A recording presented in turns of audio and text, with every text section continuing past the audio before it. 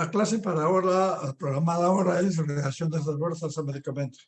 En la clase anterior, que han visto con el doctor Braulio Cisneros, han hablado de lo que es la farmacodinamia.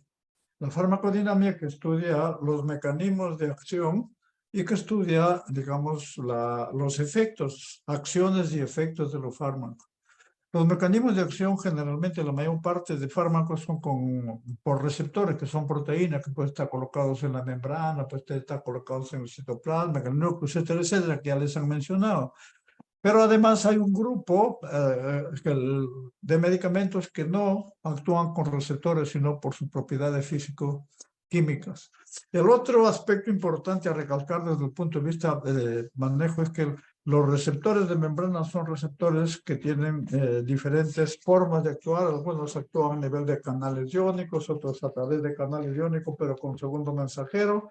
Otros actúan a través de enzimas y otros actúan a través del núcleo. Entonces, ¿y cuál es la importancia de esto?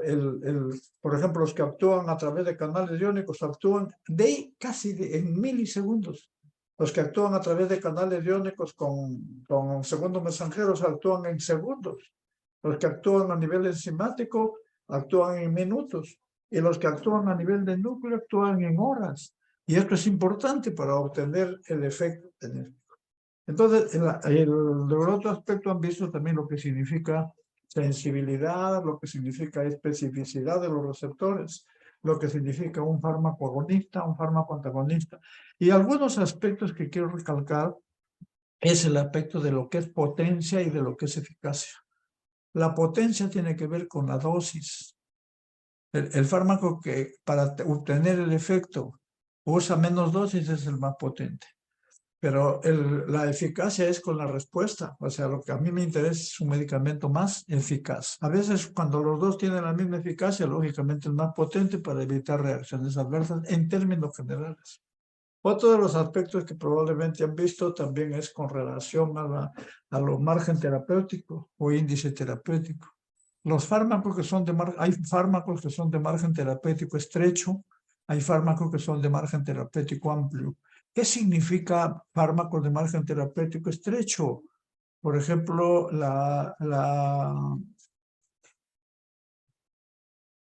este es un fármaco, acá esta es la línea, la dosis máxima terapéutica y esta es la dosis mínima terapéutica.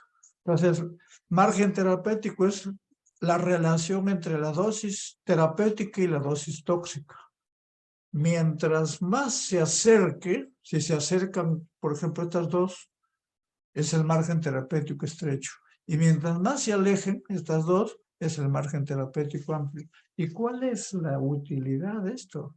O sea, los fármacos que tienen mayor margen, un margen terapéutico estrecho tienen la dosis terapéutica está muy cerca de la dosis tóxica. Por lo tanto, las reacciones adversas son mucho más frecuentes, las interacciones también. Por lo tanto, hay que tener mucho cuidado, inclusive en esos casos se hacen niveles séricos. Bueno, otro de los aspectos importantes que quiero mencionar, sobre todo con relación, porque la clase que se les ha hecho es una clase bastante amplia y muy bien, es la variabilidad biológica. La variabilidad biológica actualmente está en relación con la terapia individualizada, en la cual interviene el sexo, interviene la edad, la raza y una serie de aspectos, pero intervienen además los factores genéticos. Y en eso, bueno, les han mencionado lo que es la farmacogenética, lo que es la farmacogenómica, y cuál es la importancia de la farmacogenética. Lógicamente, en la variabilidad biológica es de gran importancia porque se ha visto que la farmacogenética interviene en la farmacocinética, puede intervenir en la farmacodinamia, puede intervenir en la respuesta a medicamento, puede intervenir en la respuesta del individuo a la enfermedad y puede intervenir en el tratamiento. Entonces, por eso es que actualmente hay muchas reacciones adversas que al final se catalogaban como idiosincráticas, o sea, significaba, no se sabía por qué. Actualmente son explicadas, muchas de ellas por alteraciones genéticas. Bueno, No sé si hay alguna pregunta con relación a esta clase, pero vamos a empezar ahora con la clase de ahora, que es reacciones adversas. ¿Alguna pregunta, por favor? Bueno, si no hay preguntas, vamos a... Las reacciones adversas a medicamentos. ¿Qué pasa cuando usted administra un medicamento? ¿Qué puede pasar? Que le vaya bien, que se mejore y que no tenga ninguna reacción. Excelente, eso es lo ideal. Pero ¿qué puede pasar? Que de repente le va bien, pero también le produjo reacciones adversas. O sea, desde el punto de vista terapéutico fue bien, pero me produjo reacciones adversas. Pero las reacciones adversas serán. Entonces, eso es un índice, digamos, un índice terapéutico menos adecuado, pero lo que hay que ver es que de todas maneras hay que prevenir esas reacciones, esos aspectos. Ese es el otro aspecto que puede pasar, que yo tome el medicamento y no me haga bien, pero me puede hacer daño.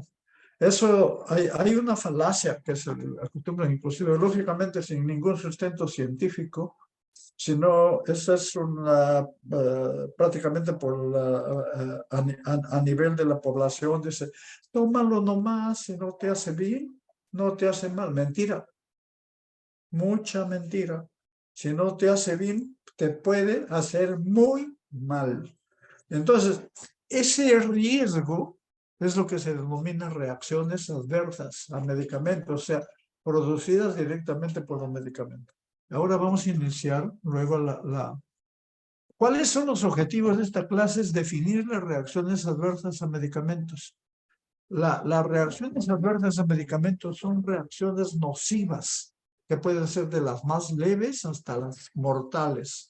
Son reacciones nocivas que se producen, o sea, no intencionalmente, sino uno no le da, pero no sabe que le puede producir. O sea, ese es el segundo concepto.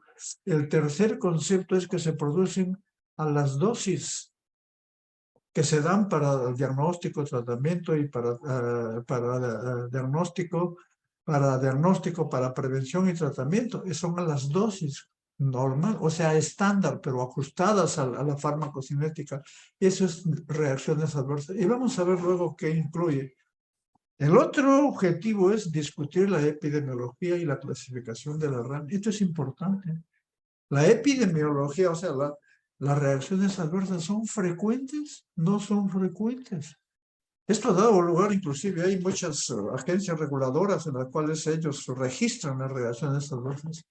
Y acá no hay una relación entre lo que debería ser la industria y lo que debería hacer el ministerio, porque la industria, si venden sus productos, ellos deberían hacer el seguimiento. La ley, las normas están escritas, pero nadie lo cumple. Entonces, eso es importante. La epidemiología, ¿en qué gente, en qué personas se producen niños, en ancianos con más frecuencia o en qué pacientes de riesgo se presenta y cuál es la frecuencia, cuál es la incidencia? Ahora, clasificación de RAM. Es importante porque puedo decir yo que que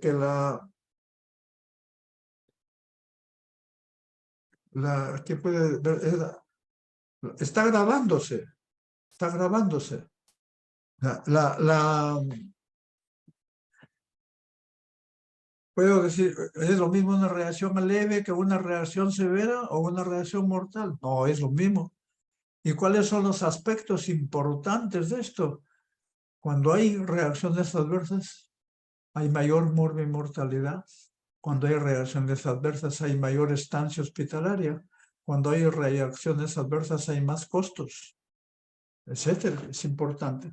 Y luego describir los métodos básicos para detectarla, evaluar, documentar las reacciones adversas. Farmacovigilancia.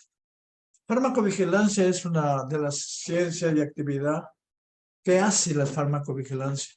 Detecta una reacción adversa, evalúa una reacción adversa y previene los riesgos asociados a los medicamentos o cualquier otro problema relacionado con los fármacos. Acá actualmente ya no es solamente relacionado con medicamentos, sino con productos dietéticos, con productos naturales, ¿cómo se llama? Con la tecnovigilancia también. O sea, actualmente ha avanzado bastante en ese contexto. Pero cuando uno hace farmacovigilancia, hace dos aspectos importantes. Ya, que lógicamente tiene quien lo hace, ¿no? Uno es evaluación de las reacciones adversas y el otro es gestión de reacciones adversas.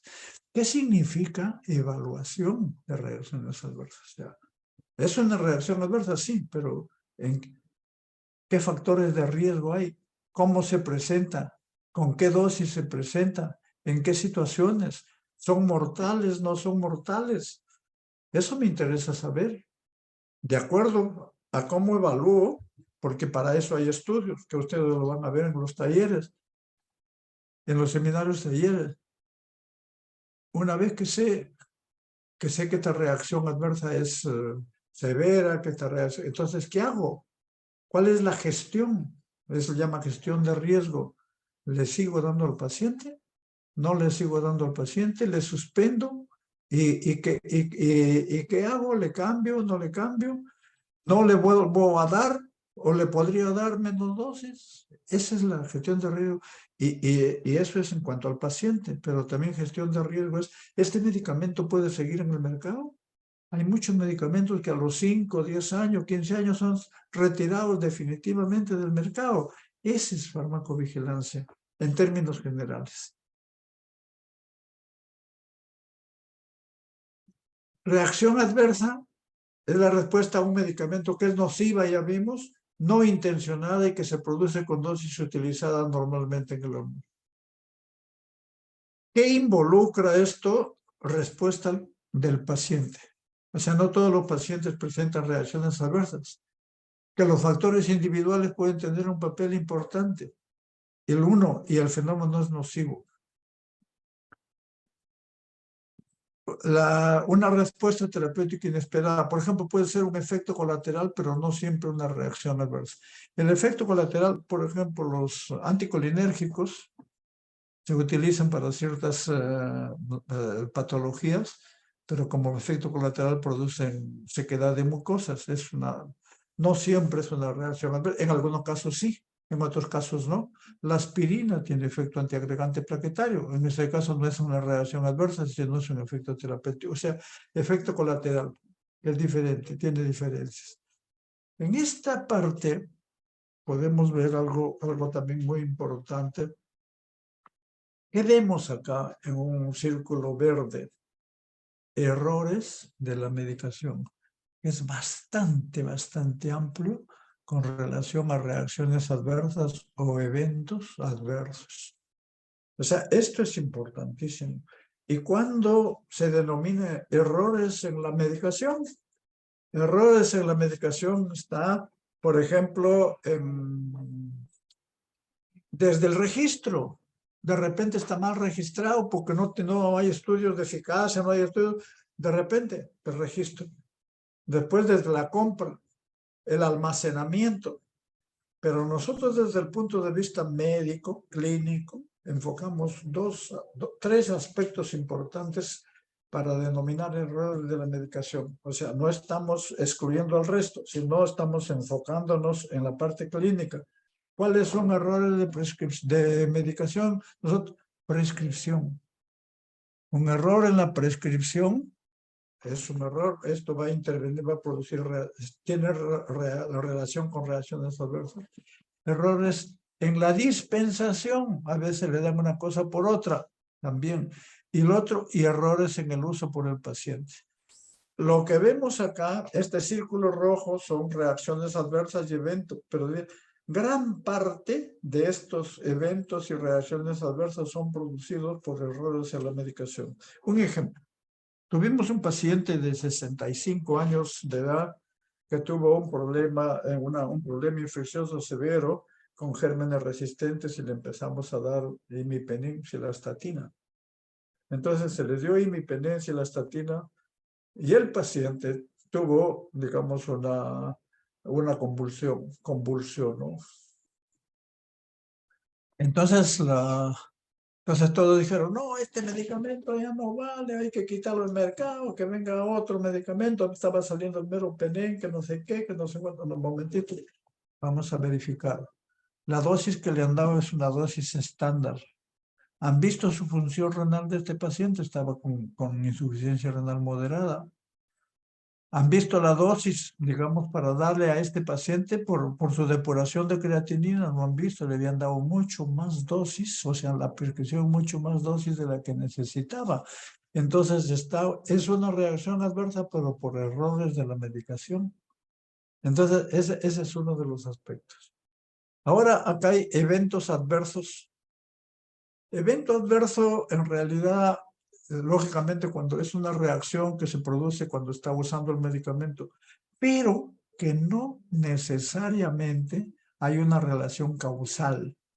Puede que sí, puede que no. Entonces ya eso ya se ve con los algoritmos que vamos a ver la forma como se evalúan las reacciones adversas. La reacción adversa, yo les menciono desde ahora, ustedes deben tener en su disco duro, en su disco duro propio, deben tener siempre, así como dice, puede ser un diagnóstico, ¿por qué no pensar en reacción adversa? Deben pensar siempre que es una reacción adversa. Yo, bueno, por la experiencia y todo, en la actualidad, cuando el paciente me digo, ¿qué está tomando? Y varias veces acertamos, es por los medicamentos, no es por la enfermedad en sí. Entonces, y reacción adversa la tiene que ver el médico clínico. La epidemiología, ya hemos mencionado que la morbimortalidad es bastante alta. Generalmente es la cuarta a sexta causa de muertes en pacientes hospitalizados. Entonces, ¿cuáles son las causas de muerte en pacientes? Generalmente problemas cardiovasculares, neoplasias, accidentes cerebrovasculares, pero entre cuarta y sexta están las reacciones adversas. Y esto es importante. Esto es importantísimo, o sea, no, ¿por qué no se piensa en la causa de muerte, sobre todo medicamentos de margen terapéutico estrecho o fármacos que tienen una alta incidencia en reacciones adversas fatales? Hasta el 7% de incidencia de reacciones severas, o sea, alto, cada 100 reacciones 7 son severas. Del 0,3 al 7, nosotros hemos sacado algunas estadísticas que de cada 10 pacientes que se van a hospitalizar por emergencia, hay uno por lo menos. Hay uno a 3 por cada 10 pacientes que son por reacciones adversas. Y eso siempre nosotros lo mencionábamos a los alumnos de clínica. ¿Por qué no piensan en eso? El otro aspecto de epidemiología, el costo anual, disculpe, está en el orden de billones, muchos costos. Pero hay otro aspecto importante. El 30 al 60% son prevenibles. Entonces, ¿y esto qué significa? Que usted conoce bien su farmacocinética, su farmacodinámica, conoce bien las potenciales de reacciones adversas y conoce bien la potencialidad de interacciones, usted va a prevenir muchas reacciones adversas. Y esto es una revisión antiquísima, pero sigue vigente hasta la fecha. La clasificación de las reacciones adversas. En cuanto a la presentación, puede ser aguda cuando se presenta dentro de los 60 minutos. Acá hay que tener un poquito de peto porque a veces dice, recién lo estoy ingiriendo y dice, uy, se me bajó la presión. Si todavía no están en el estómago, salvo que sea por vía sublingual, bueno, sí, ahí sí la cosa. Subaguda en 24 horas y latente más de 2 días. Esta es generalmente. Hay otras clasificaciones, recetas en cuanto a la presentación. Es una aguda, subaguda o latente. En cuanto a la severidad, leve, moderada y severa. Esto es importante que vea. O sea, leve, molestoso, pero no requiere cambio de la terapia. Moderada requiere cambio de la terapia, tratamiento adicional y a veces hospitalización. Y severa compromete la vida del paciente. Entonces, esto sí hay que hospitalizarlo, de todas maneras. Entonces, por eso es importante el inicio, la severidad Acá tenemos de la FDA, la clasificación. ¿Por qué consideran que puede ser severa? Cuando es una reacción fatal. Si hay mortalidad, es una reacción adversa severa. Nosotros vimos, yo recuerdo mucho cuando apareció un medicamento nuevo, que no me parece ético en este momento porque no se lo debo mostrar. El paciente falleció y se pensó que podría ser el medicamento, pero habría que analizarlo bien, no se hizo un estudio adecuado. Y bueno, después aparecieron otro en otro lugar, entonces ya se está profundizando un poco que era, de repente es el medicamento. Compromete la vida del paciente, requiere hospitalización, prolonga la hospitalización, causa incapacidad, puede causar anomalías congénitas, por ejemplo. Requiere intervención para prevenir la injuria permanente. Por ejemplo, una de las que tuvo mucha importancia en Europa, el doctor Lenz, me parece que es año 1940, por ahí más o menos, apareció la talidomida como un antiemético para la hiperemesia gravídica en gestantes. De toda la persona lo aprobaron en Europa, pero no lo aprobaron en Estados Unidos. Entonces lo aprobaron en Europa y lo usaron. Y resulta que más de la mitad de pacientes que tomaron hiperemesia gravídica dieron lugar a sus bebés nacieron con focomelia, sin brazos o con un brazo, con malformaciones congénitas severas, y la mitad de ellos se murieron. Y eso dio lugar, por ejemplo, las cosas malas también dan lugar cuando uno lo analiza, al lugar a cómo manejar la farmacovigilancia en Europa. Entonces, requiere intervención para prevenir la injuria. Ya no se usó mucha más la talidomina en gestantes hasta la fecha, pero después le descubrieron que la talidomina se puede utilizar para linfomas, etc. Es otro cantar. Tiempo dependiente, o sea, hay reacciones inmediatas. Ocurre cuando un fármaco es administrado rápidamente. Reacciones con la primera dosis, reacciones tempranas, pero que disminuyen con la continuidad del tratamiento. O sea, dice, al comienzo de prueba, sigue probando, si no, no, te suspendo. Reacciones intermedias ocurren con algún retraso, pero con menos riesgo de la terapia. Reacciones tardías, incrementa con la continuidad y exposiciones repetidas. Incluye discontinuación del tratamiento o disminución de dosis luego del tratamiento prolongado. Y retardadas ocurren un tiempo después de la exposición si el fármaco es suspendido antes que ocurra la reacción. Vamos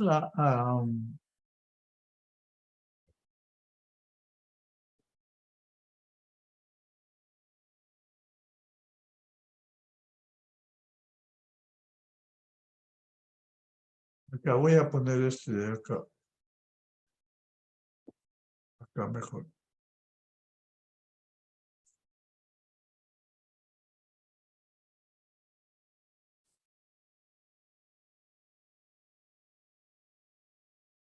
El paciente presenta, este es el fármaco que está acá, el fármaco está acá, en sangre, todo acá, presente, hasta acá le estoy dando. Y de acá ya no le doy. Las reacciones adversas pueden presentarse acá, pueden presentarse acá, acá. Pero también pueden presentarse las reacciones adversas cuando ya suspendí el medicamento. Puede ser semanas, días o años.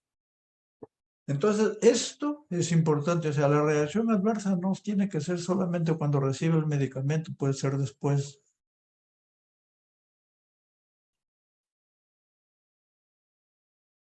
Entonces, las reacciones adversas, por ejemplo, mencionábamos que en la FDA empezaron a dar estrógenos en las gestantes hace muchísimos años, el etilestilbestrol, y lógicamente esos pacientes, sus hijos salieron después de 20 años de nacidos, empezaron con cáncer vaginal y hubo una relación causa-efecto. Entonces, la reacción, hay muchos, hemos tenido la oportunidad de ver nosotros en el hospital pacientes que recibían inmunosupresores como para el rechazo, lógicamente, en pacientes trasplantados. Luego de esto pasaron como 10, 15 años más o menos en algunos pacientes. Y lógico, nos presentaron un caso clínico patológico de un paciente trasplantado que había evolucionado más o menos, pero después hizo un cuadro severo y falleció con un problema hepático. ¿Cuál fue la causa? O sea, lo que se demostró ahí fue que los inmunosupresores habían causado, o sea, una reacción adversa, los inmunosupresores, una reacción adversa retardada de los inmunos, que no siempre se presenta, pero hay que tener en cuenta. Otra clasificación, esto es tipo A, tipo B. Tipo A, extensión del efecto farmacológico. ¿Qué significa? O sea, de acuerdo a su... Si el paciente presenta taquicardia es por su efecto. También esa es extensión del efecto. O si presenta bradicardia, pues también le baja el efecto, depende del fármaco. Es predecible y dosis dependiente. Significa que a mayor dosis, más efecto, a menor dosis puedo disminuir el efecto. Y yo sé, si yo conozco la farmacocinética, farmacodinámica, el efecto, reacciones, yo puedo decir, puede producir esto, le puedo decir al paciente, se puede prevenir. Uno de los aspectos importantes es que más o menos los 2/3 de reacciones adversas son del tipo A. Y esto es importante porque se puede prevenir. Por ejemplo, el propanolol, bloqueo cardíaco, anticolinérgico, sequedad de mucosas. Es por el efecto. Esta es una reacción del tipo A. Si el paciente tiene una reacción del tipo A, que es dosis dependiente, prácticamente yo le puedo bajar la dosis, le puedo seguir dando el medicamento, pero le tengo que bajar la dosis, probablemente tengo que medir. En cambio, las reacciones adversas del tipo B son diferentes, son idiosincráticas o inmunológicas. Y ya vemos, con el pequeño resumen que hicimos de la clase anterior, que reacciones idiosincráticas, acá están problemas de tipo genético. Muchos problemas y hay actualmente, se están haciendo marcadores genéticos para diferentes patologías, entonces es importante eso, por eso que interviene en la terapia y se pueden prevenir. No depende de la dosis, no es predecible, en cambio esto sí. No dosis dependiente, cloranfenicol y anemia plástica. Le vuelvo a dar, le puedo volver a dar un tratamiento con este mismo medicamento a este paciente? No, señor, nunca. O sea, esta es la diferencia entre reacción adversa de tipo A y tipo B. Si yo logro definir una reacción adversa de tipo B, este paciente nunca debe recibir. Lo que pasa es que en nuestro medio existen todavía algunos problemitas. El que menciona, dice, no, ese es el medicamento genérico. Por eso cámbialo de genérico y dame el de marca. No, señor, no es así. Bueno, nosotros tuvimos un caso de una chica de más o menos 30 años que tenía una neoplasia y que tenía con metástasis a pleura y se le llenaba la pleura de líquido, cada rato le sacaban, entonces vieron la posibilidad de hacerle una pleurodesis, que se llama, para que se junten las pleuras y no se llene de líquido. Pero para ponerle el antibiótico ahí tenían que ponerle anestesia local. Le dieron la lidocaína local y la paciente hizo un shock anafiláctico. La neumología llamaron todos indignados, dijeron, doctor, nosotros éramos de la unidad y nos echaban la culpa de todo. ¿Cómo es posible que haya medicamentos genéricos? Estos medicamentos, por favor, veamos al paciente. Dígame qué le ha administrado. Le ha administrado lidocaína, doctor, pero es genérica. Yo ya le mandé a la persona, a su mamá, a la paciente, para que vaya a comprarla de marca. Déjeme ver, tráigame el inserto. Lo veo el inserto, tenía metilparabeno. la reacción adversa no era por la lidocaína, sino metilparabeno. Y eso ya no se puede aplicar este tipo de... Entonces, bueno, después de eso, cuando hablemos de anestésicos locales, vamos a ver algunos aspectos. Y eso vimos que eran una reacción adversa. Ya no se le puede dar el mismo medicamento a este paciente, nunca, nunca hay que darle eso. En este caso, o si se le da y se demuestra, como se demostró que no era la lidocaína, sino el metil, nunca con preservantes, usar sin preservantes. Entonces acá tenemos dos cuadros, uno dosis dependiente y dosis independiente. La dosis dependiente, generalmente los fármacos de clase A, y las dosis independientes de clase B y otras. Naturaleza, ¿es la RAM predecible en dosis dependiente? Sí. En dosis independiente no lo puede predecir. En presencia de disfunción hepática o renal, lógicamente aumenta la toxicidad dependiendo de la vía. Y acá dosis independiente no está afectada acá. Prevención, ajuste de dosis. Dosis independiente, evitar el uso. Tratamiento, ajuste de dosis, descontinuar la administración. Mortalidad, dosis dependiente es más baja que la dosis independiente. La C, lógicamente, asociado al uso a largo plazo, incluye dosis aumentada, antimaláricos, toxicidades a largo plazo. O sea, a corto plazo no se produce. Puede producirse a largo plazo cuando se mantiene la dosis. Defectos D, la reacción D, efectos retardados, que es dosis independiente, carcinogenicidad, los inmunosupresores, ya vimos, ya les mencioné un caso, teratogenicidad, síndrome de fenilidatoína. Ejemplo, la teratogenicidad, o sea, pacientes que toman los anticonvulsivantes pueden producir esto. Hay otros, hay algunos en gestantes que también se presenta el síndrome fenitoínico, aparte, no teratogenicidad, se presenta en personas que no están gestando. Causada por susceptibilidad genética, primaquina, sulfonamidas, anemia hemolítica es paciente con deficiencia de glucosa C-fosfato de hidrogenasa. Glucinilcolina amnia en paciente con pseudocolinesterasa. Isoniazida en acetiladores lentos, baja actividad de la acetiltransferasa.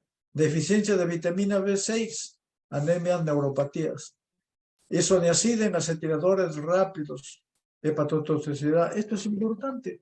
Tengo que buscar en esto si que tiene la anemia hemolítica, tengo que buscarle si el paciente tiene deficiencia de glucosa C-fosfato de hidrogenasa. Lo mismo acá, la isoniazida, los acetiladores lentos, para ver, porque si presenta hepatotoxicidad, o sea, lo mismo cuando doy en pacientes que tienen neuropatías, por ejemplo, por isoniazida, les tengo que dar vitamina B6 por la posible. Entonces, todo esto es importantísimo. Reacciones predecibles. Las reacciones predecibles son más frecuentes, hasta 80% son dosis dependientes, pueden ser consecuencia de efectos directos o indirectos y afectan a individuos normales. Ejemplo, hipoglicemia por insulina, bradicardia por propanolol. Tratamiento, disminuir la dosis o modificar el tratamiento por otro fármaco más selectivo. Este es importante. Los impredecibles, reacciones idiosincráticas, reacciones pseudoalérgicas. Por ejemplo, las reacciones pseudoalérgicas, la vancomicina, y también se le llama reacciones anafilactoides. La vancomicina es un antibiótico que se utiliza para tratar infecciones por estafilococo aureus meticilino resistente, que lo vamos a ver en su debida oportunidad. Esta vancomicina se debe administrar por vía endovenosa, pero en una infusión no menor de 1 hora. Y algunos dicen ya 1 hora y media, 2 horas, dependiendo de la dosis.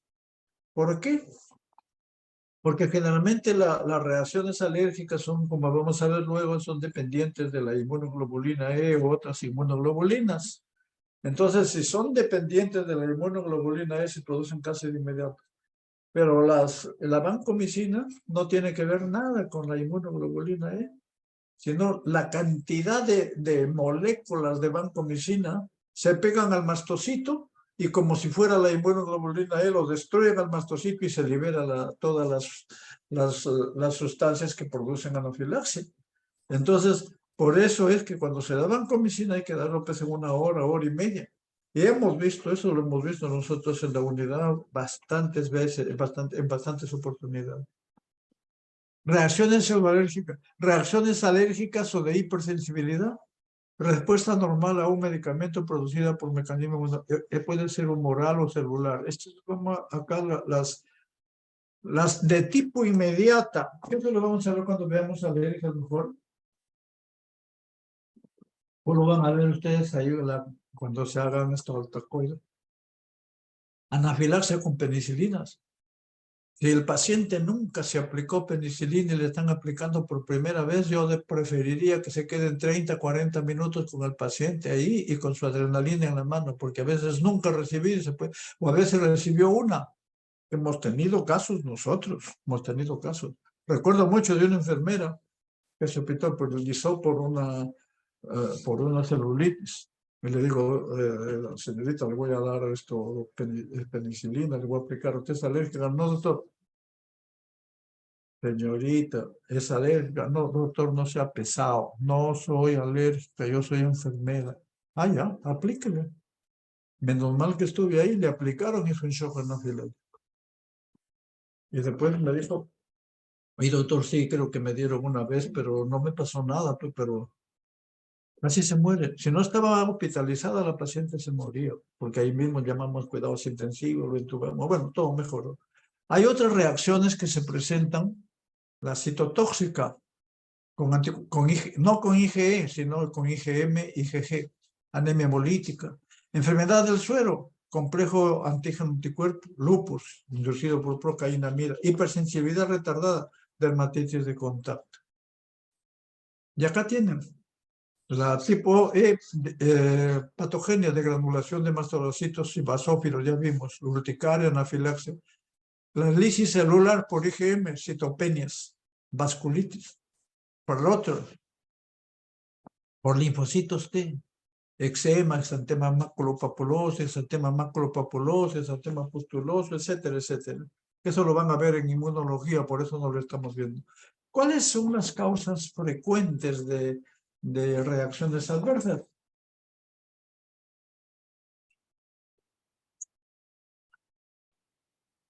Antibióticos, todos los fármacos que están acá.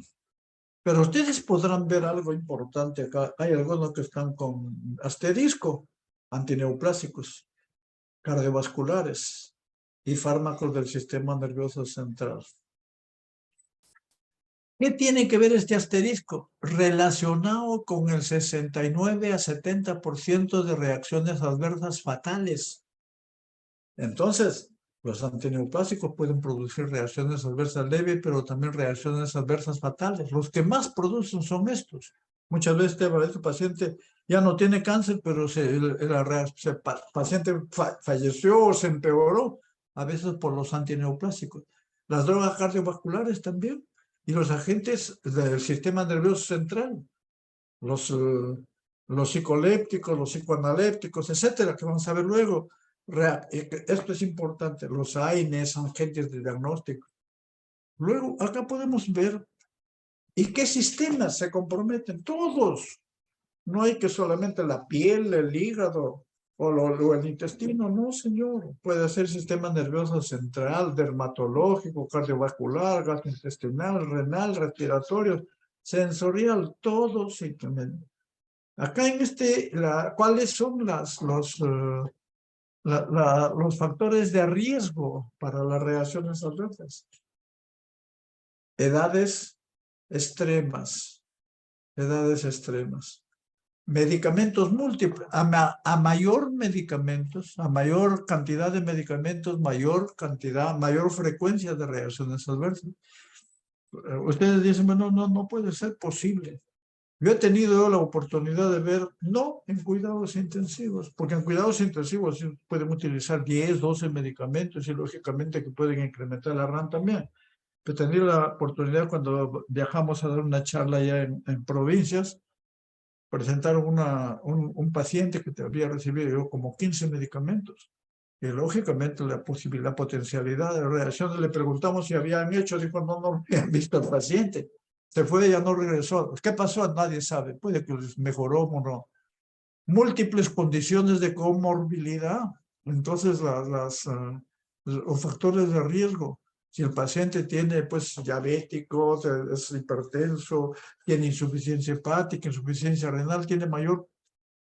Pacientes con HIV tienen mayor potencialidad de reacciones adversas.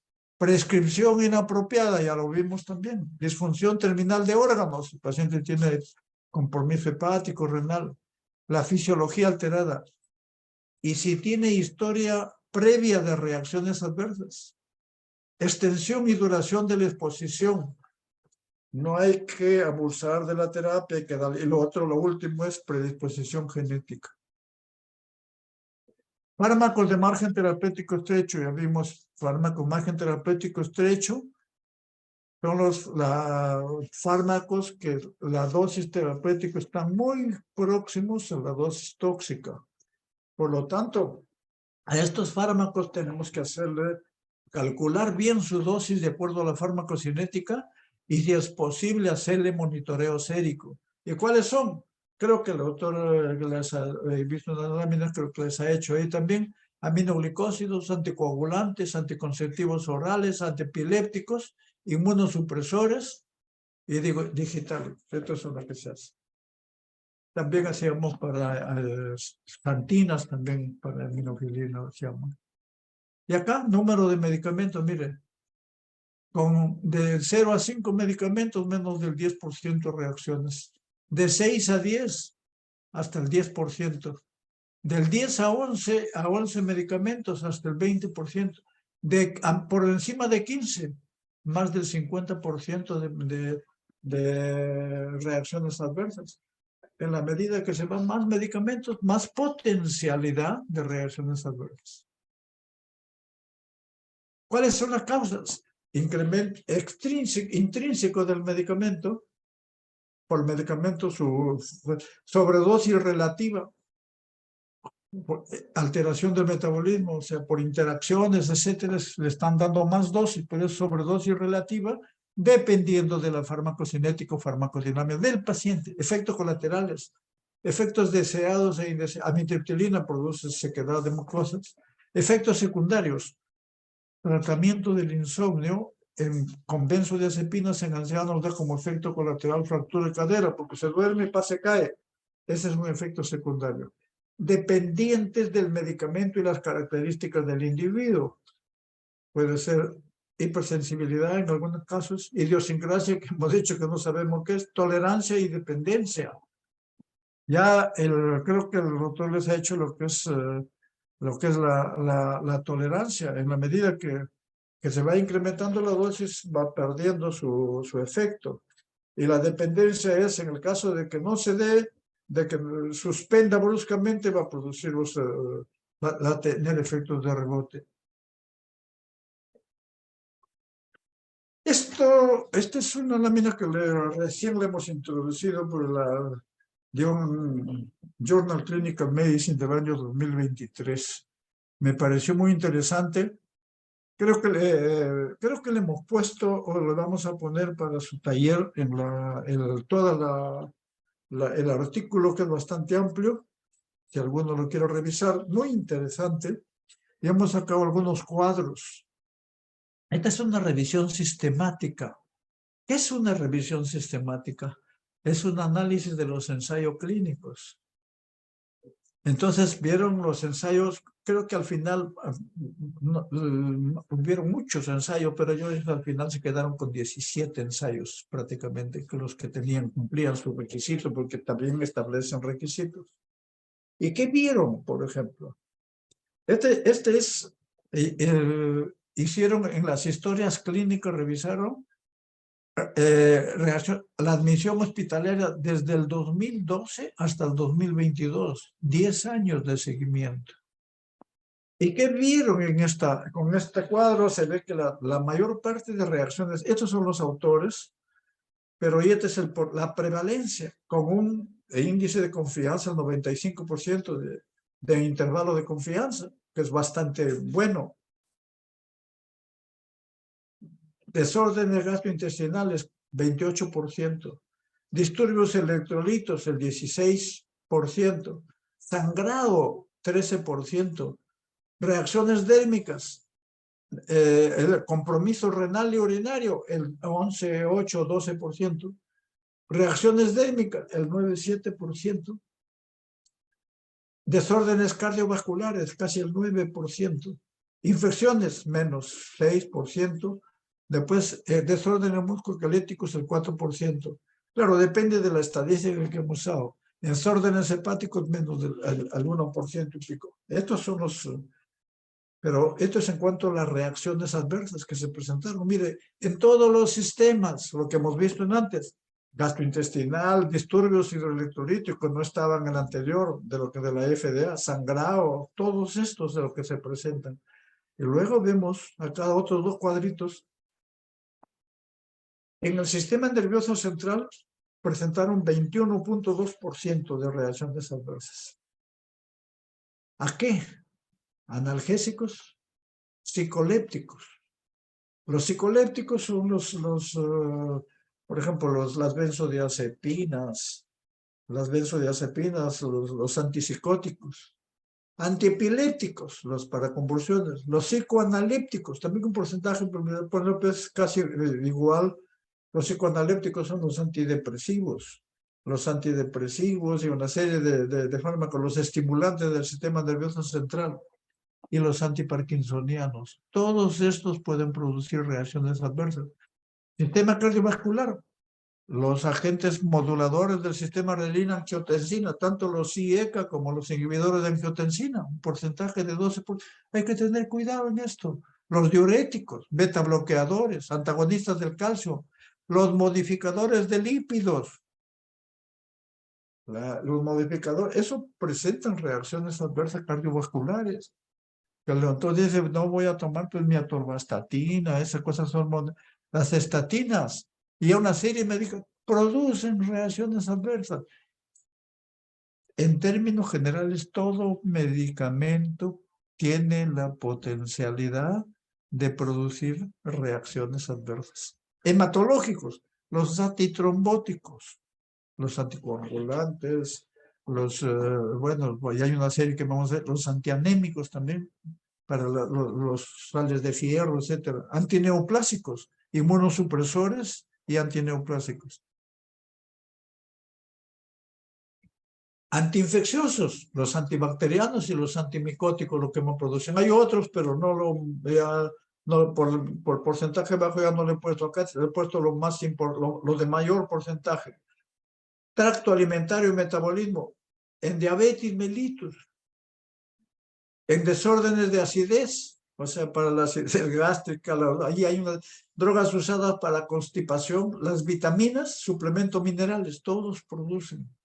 Sistema musculoesquelético, antiinflamatorios y antirreumáticos, un porcentaje bastante alto, relajantes musculares, antigotosos, medios de contraste, es importante. Medios de contraste pueden producir reacciones anafilácticas, no por inmunoglobulina E, sino por otro, o también por inmunoglobulina E, porque es importante, o también puede producir insuficiencia renal. Preparaciones hormonales sistémicas, los corticoides, ya saben que producen muchas reacciones adversas. Sistema respiratorio y dermatológico. ¿Cómo valido una reacción? Disculpe, ¿cómo valido una reacción? Es una reacción. ¿Cómo sé que es una reacción adversa o no es una reacción adversa? Reportes previos. ¿Qué significa? Significa que está escrito en la literatura o ya hayan habido casos publicados de esto. Es un reporte, es un punto a favor. Dice, sí se presenta con eso, es un punto a favor.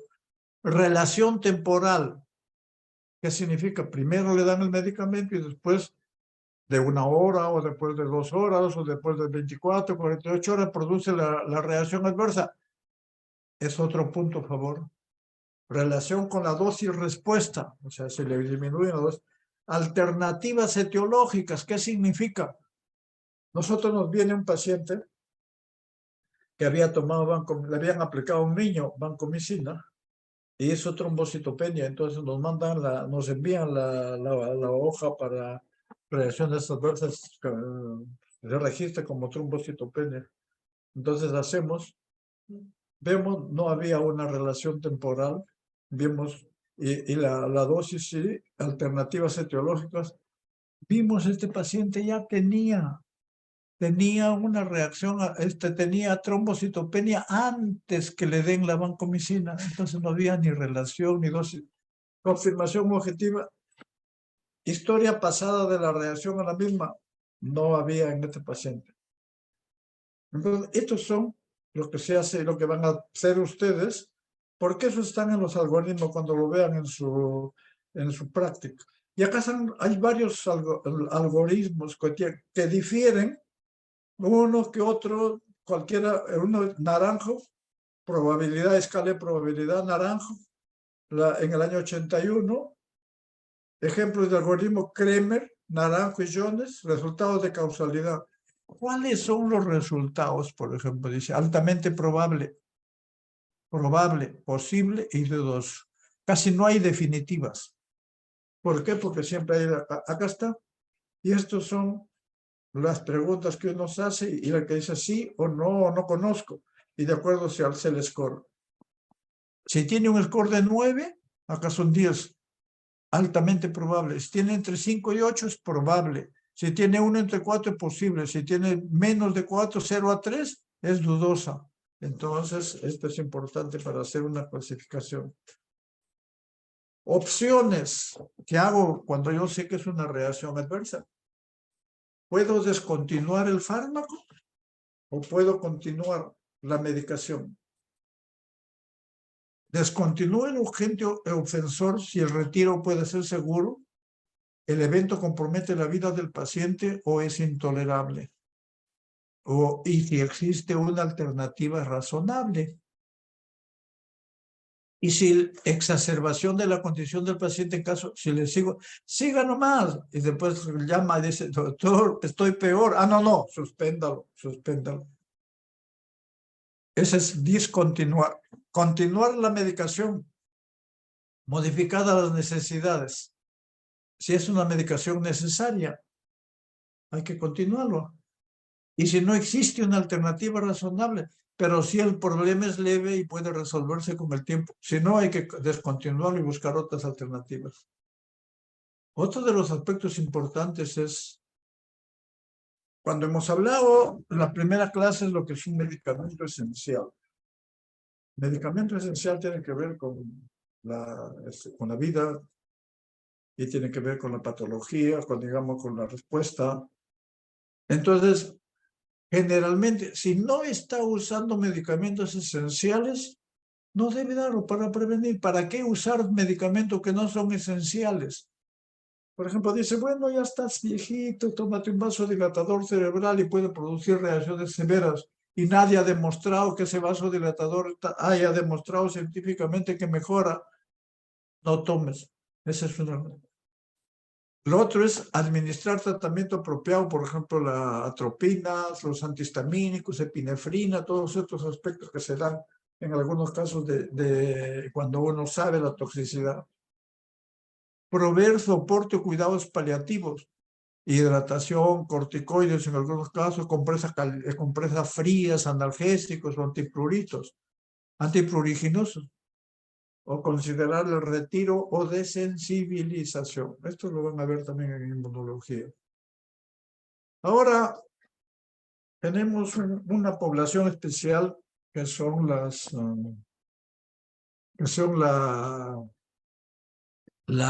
gestación. Tenemos la categoría para la FDA. Tenemos la categoría A, la categoría B, la C, la D y la X. Esta es la que hace la FDA para la gestación, para los fármacos. desde el punto de vista práctico, ustedes lo van a revisar ya con más detenimiento esto, pero desde el punto de vista práctico, los que tienen los fármacos que están en categoría A y B, la mayor parte están en B, que en esta ya, prácticamente se le podría, si hay necesidad, si existiera necesidad de medicamentos, podríamos darle a los pacientes porque están dentro de esta categoría, no hay ningún problema darle, si es que lo necesitan, no por las puras. La categoría C, que significa, bueno, que estudios de reproducción en animales han demostrado efecto adverso, pero no se han realizado estudios en gestantes. Y también acá en la categoría C lo colocan a los medicamentos nuevos que recién acaban de aprobarse. Entonces, ¿qué hago cuando tengo un paciente que tenga recién nuevo, categoría C? Riesgo, beneficio. Y el beneficio es mayor que el riesgo, le puedo dar. Pero si el riesgo es mayor que el beneficio, no le doy, tendré que buscar otras alternativas. La categoría D, caso de los anticonvulsivantes. Existe evidencia positiva del riesgo para el feto humano basado en reacciones adversas, pero los beneficios pueden justificar el uso de fármacos a pesar de los riesgos. Los anticonvulsivantes. Le damos los anticonvulsivantes, está gestando, digamos, y hay que seguirle dando, porque si no va a convulsionar y va a tener problemas no solo pacientes, sino va a tener problemas el feto. Por esta es categoría D. La categoría C no sabemos, pero acá riesgo-beneficio, y acá en este caso también riesgo, pero en estos casos. Y la categoría X ya está demostrada todo, anormalidades fetales, evidencia positiva de riesgo, el feto está tratando. Categoría X, nunca dar. Si está dentro de la categoría X, nunca dar. Dentro de la categoría D, en caso de que sea necesario, esté demostrado, y la categoría C, riesgo, beneficio mayor que riesgo, la B y la A podrían mencionar. Eso es en términos generales. Ahora vamos a ver lo que son interacciones medicamentosas. Un minutito, por favor.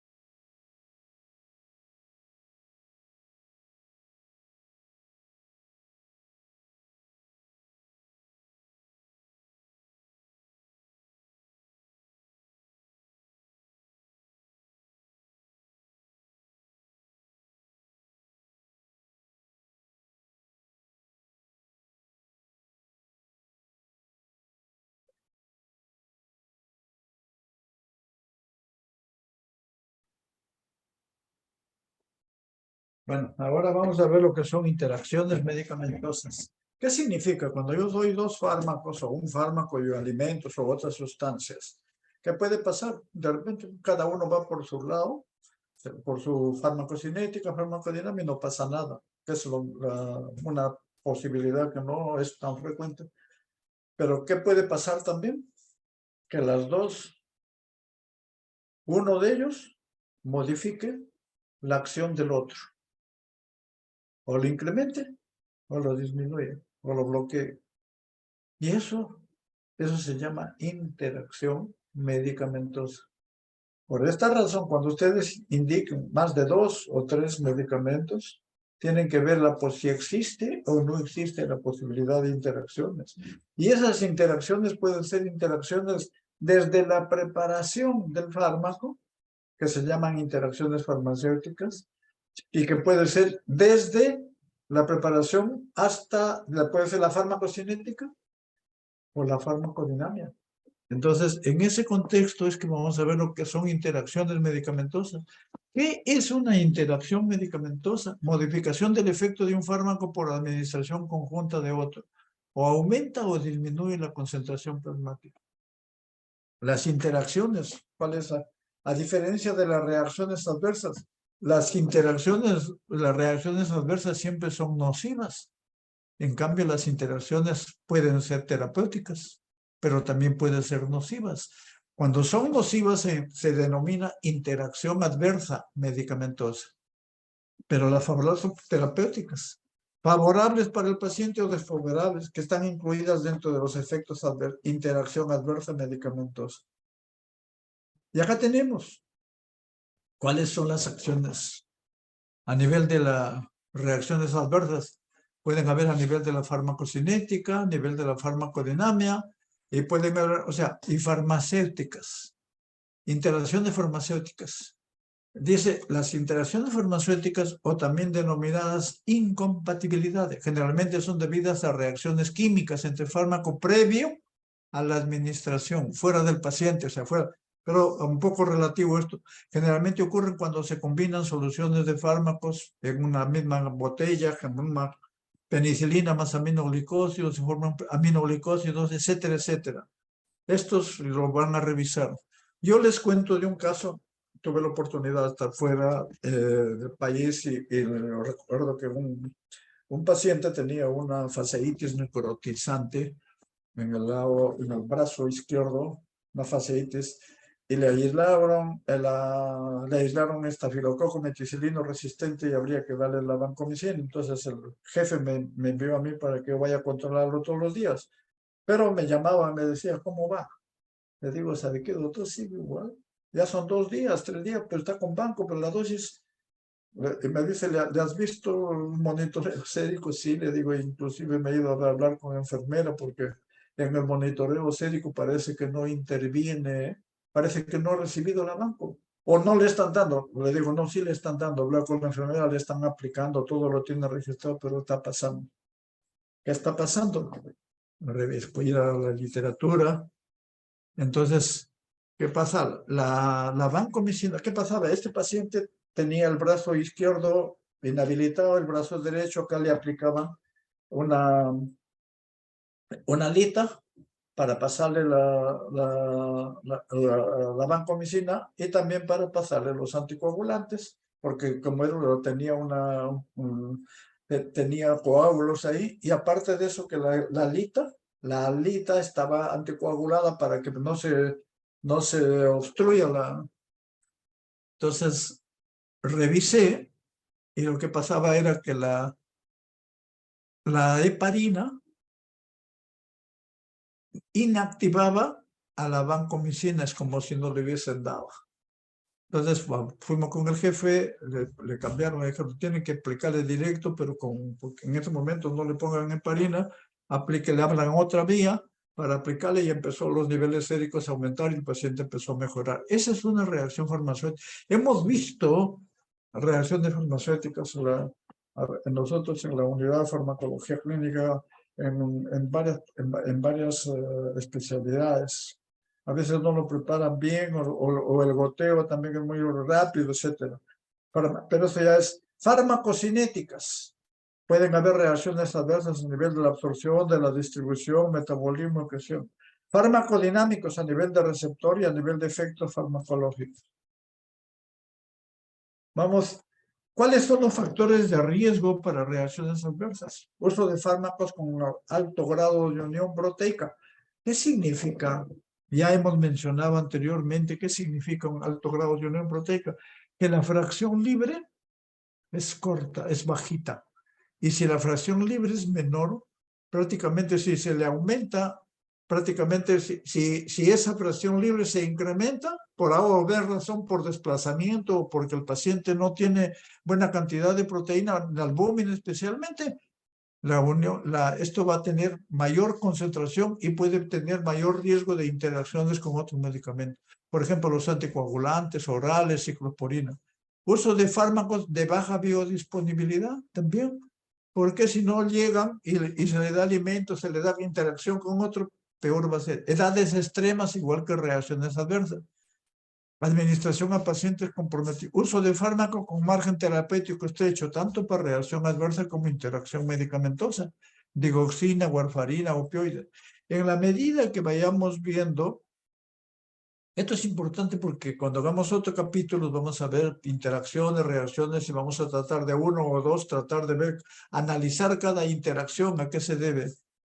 Uso de terapia crónica con fármacos que son excretados lentamente. Estos son los factores de riesgo.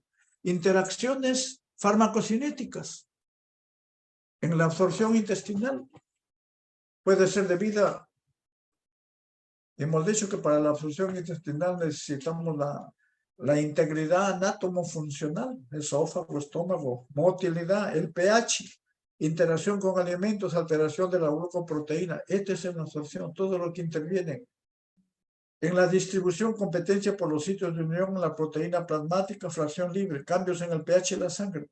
En el metabolismo, debido a enzimas que pueden ser inhibidas, o sea, el citocromo P450. Excreción renal, interferencia con mecanismos de transportes. O sea, mire, todas las interacciones pueden haber. Entonces, cuando ustedes detectan en un caso clínico, en los talleres, dicen, ¿es una interacción medicamentosa o es una reacción adversa? Ya tienen que saber. Si es una interacción medicamentosa, pues está recibiendo dos, pero puede que no que sea una reacción, pero sea una interacción adversa medicamentosa. Tienen que decir, ¿esta interacción es farmacéutica? ¿Es en farmacocinética o es en farmacodinámica? Y si es farmacocinética, ¿en qué? ¿Es en la absorción? ¿Es en la distribución? ¿Es en el metabolismo o es en la eliminación renal? Esa es la que hay que ver. Alteraciones en la motilidad. Por ejemplo, el uso de metoclopramida, la cisaprida ya no se usa mucho. La metoclopramida se sigue usando porque es un procinético. Prácticamente, incremento de la motilidad, prácticamente puede tener mayores interacciones, disminución de la motilidad, por ejemplo, narcóticos también. Alteración del pH, incremento, los antiácidos, el omeprazol, esto ya hemos visto, puede disminuir la absorción de fármacos que requieren pH para su absorción. Óptima, ketoconazol, itraconazol, por ejemplo. Esto ya hemos dicho, la cipro también. Alimentos, el indinavir, saquinavir, estos se absorben mejor a veces que el antes, tetraciclina, quinolonas. Entonces, estos producen interacciones con sus sales de fierro, de calcio, magnesio, etcétera, etcétera. El metabolismo es incrementado o inhibido por coadministración con otro sistema, ha sido el más intensamente estudiado, pero los que son más, el CYP3A4, CYP2D6, CYP1A2, CYP2B6, C12C9 y 2C19 y otros. Interacciones metabólicas de fase 2, glucuronización rara vez, más o en estos casos. No digamos rara vez, sino infrecuentemente. Y acá tienen los ejemplos de sustrato. Todos los fármacos, estos fármacos que se metabolizan por estas enzimas. La cafeína, testosterona, warfarina, el 1A1, el 1A2, el 2B6, todos estos, mira, la mayor parte de paracetamol con varios. Sí. Los muebles. Ya. ¿Van a entrar? No. Ya. Entonces, tenemos en cuenta esto. Cafeína, carbamazepina. Estos son las enzimas, las isoenzimas y estos son los sustratos. Podemos ver acá otro. Ya vamos a interacciones metabólicas. No sé si pasó. O sea, interacciones metabólicas. ¿Qué pasa cuando doy, por ejemplo, un sustrato A con el sistema? La concentración sérica es normal. El sistema microsomal no sufre variación, el fármaco 1, y tiene su concentración sérica. Si yo le doy un inductor, el fármaco 1 con el inductor hace que las enzimas microsomales aumenten, y si aumentan más metabolismo, y si hay más metabolismo disminuye la concentración sérica, y si disminuye la concentración sérica puede disminuir el efecto del fármaco. Dos, lo otro, si doy con un inhibidor, inhibe el metabolismo y las concentraciones séricas aumentan y puede haber alteraciones en el efecto. ¿Cuáles son los inductores? Los sospechosos usuales: rifampicina, rifabutina, carbamazepina, fenobarbital. Fármacos con potencial objeto de inducción. los anticoagulantes, anticonceptivos, corticoides. Les explicamos, por ejemplo, la vez pasada que la rifampicina con corticoides incrementa el metabolismo de los corticoides al 50% y por lo tanto disminuye su concentración y por lo tanto en caso de lupus incrementaba. Entonces es importante todos estos fármacos. Luego vienen los inhibidores, los macrólidos, estos como anti-H, cimetidina, ranitidina, famotidina, los macrólidos, eritromicina, claritromicina. La citromicina parece que no produce, pero en algunos reportes sí. Ketoconazol, que es un antimicótico. Los antivirales, ritonavir. Los antidepresivos, fluoxetina, nefazodona. Principales fármacos inhibidores enzimáticos, amiodarona, diltiazem, verapamilo, ácido valproico, todos los fármacos. Principales fármacos inhibidores enzimáticos. Son mucho más. El jugo de pomelo. Esto es importante. Hay el jugo de pomelo, que es, entonces, algunos siguen tomando toronja, que le llamamos nosotros. Pueden ser un potente inhibidor enzimático. Y acá tenemos un minutito, por favor.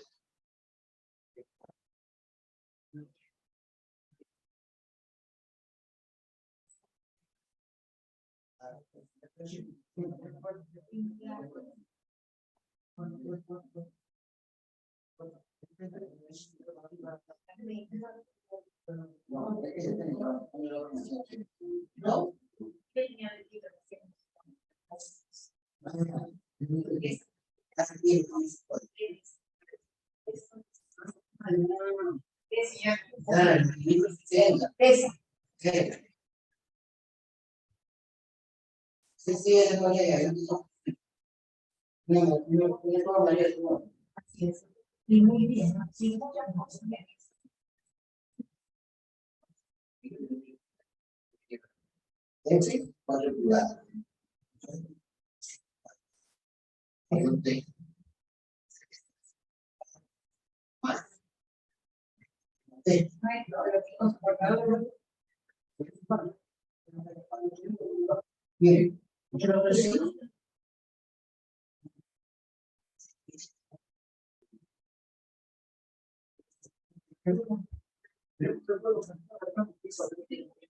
Ahora, nosotros lo que queremos es que quede bien, nada más.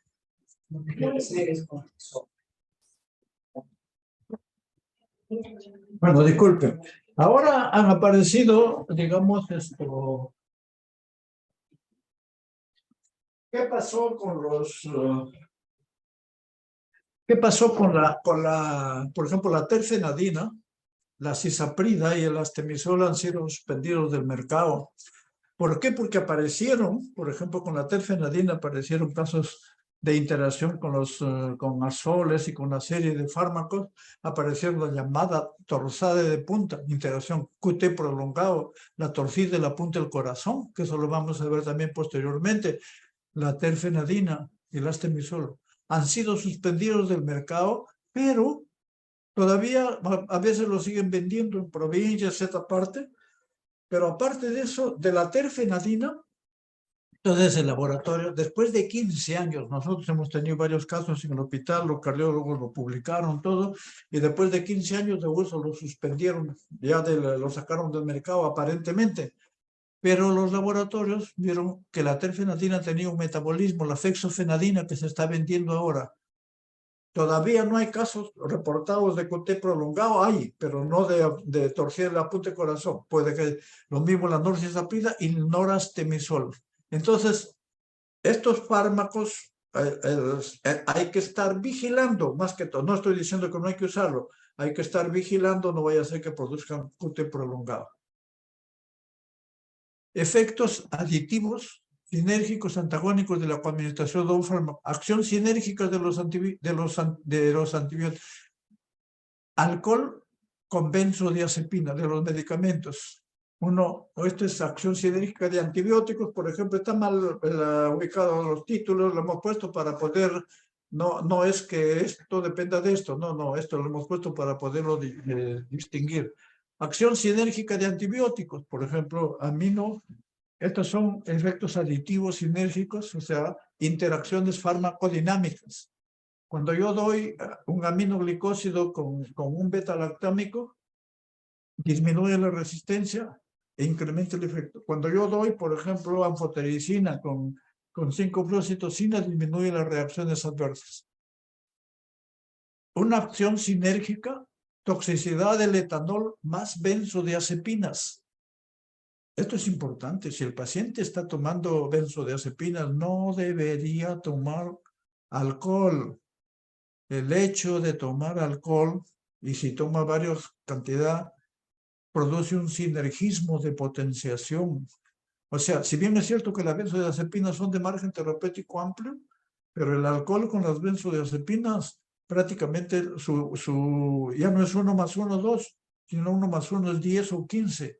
Y hay descritos casos de paro respiratorio, los pacientes que se embriagan aguadamente y están tomando benzodiazepina. Ojo, que el paciente ustedes le recetan una benzodiazepina, señor, señora, joven, etcétera, nunca tomar alcohol, nunca, no hay que ni un poquito, nada, nada, o deje de tomar porque 2 días y bueno, ya ese es otro aspecto. Antagonistas a la medicación anticolinérgica, amitriptilina, inhibidores de acetilcolinesterasa. Antagonismo de utilidad clínica, por ejemplo, esta es otra cosa.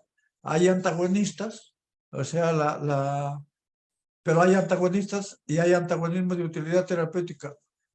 Las benzodiazepinas actúan con receptores GABA y el flumazenil bloquea estos receptores GABA. Entonces, a los pacientes que están con exceso de benzodiazepinas, le podemos dar el flumazenil para revertir los efectos. Naloxona en caso de intoxicación por opioides. Entonces, como estamos viendo, interacciones farmacodinámicas y farmacocinéticas pueden ser de tipo terapéutica o pueden ser dañinas también. Interacciones, modificaciones dando lugar a sinergia. Diazepam más alcohol aumenta la depresión y coma. Anfetamina disminuye la acción de persona al fenobarbital. Anestésicos halogenados sensibilizan al miocardio. Por ejemplo, el alotano sensibiliza al miocardio a la acción de la adrenalina endógena. Puede producir arritmias. Ese es un efecto sinérgico. Diuréticos, depletadores de potasio sensibilizan al miocardio, acción tóxica de la digoxina. Cloranfenicol más tetras potencia la acción antibacteriana, pero aumenta la reacción de esas adversas. Hay un antagonismo clínico, por ejemplo, que hemos visto en la práctica, lo vamos a ver cuando hablamos de antibióticos, cuando se usaba el cloranfenicol con las penicilinas. Es un antagonismo clínico y no funciona eso. Uno de los dos hay que dar simplemente, no los dos. Interacciones con alimentos. Alimentos ricos en tiramina, presentes en algunos pescados, es metabolizado por la monoaminoxidasa. El uso simultáneo con inhibidores de la monoaminoxidasa como la imipramina pueden producir crisis hipertensivas. Alimentos ricos en grasa favorecen la absorción de la glicofulvina. La antifúngico, por ejemplo. Mire todas las interacciones. Interacción con enfermedades. Elegir el fármaco que se elimine mediante conjugación o excreción renal. Paciente con enfermedad renal que tenga osteoporosis y necesita diuréticos, será mayor ventaja la hidroclorotiazina que interfiere con la eliminación de calcio. O sea, todos estos aspectos hay que tenerlo en cuenta cuando hay interacciones. La cloridia afecta la absorción de vitamina B12, deficiencia de vitamina. Hay una interacción muy importante cuando hablemos de antiácidos. Vamos a ver que, por ejemplo, los inhibidores de bomba de protones. ¿Qué hace el omeprazol? El omeprazol, que es prácticamente el omeprazol que inhibe la producción de ácido a nivel, y también sirve para disminuir el reflujo gastroesofágico. Lo que hace el omeprazol es disminuye la absorción de vitamina B12 de los alimentos. Entonces, un paciente que toma omeprazol, por ejemplo, puede tener, a la larga, hay que hacerle control de vitamina B12 porque a la larga puede producir deficiencia de vitamina B12 con sus alteraciones de tipo a nivel sensorial, a nivel del sistema nervioso central, periférico, etcétera, etcétera. Bloqueadores beta-2 adrenérgicos pueden agravar una crisis asmática. Ese es, por ejemplo, antimuscarínicos, aumenta el deterioro en pacientes con enfermedad de Alzheimer, lógicamente. ¿Por qué? Porque les falta acetilcolina y se le da peor todavía. Y con eso estamos bien. Ahora vamos a ver la otra. No sé si hay alguna.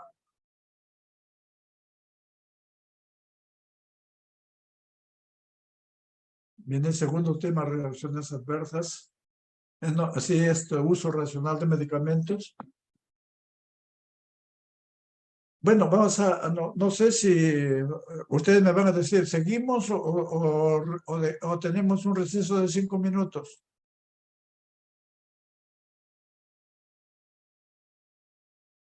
Digan, ¿seguimos o receso? Ustedes dirán.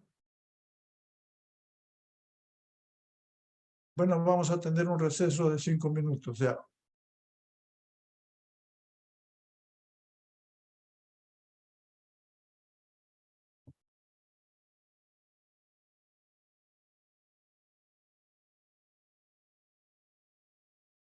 Bueno, vamos a seguir grabando. Entonces,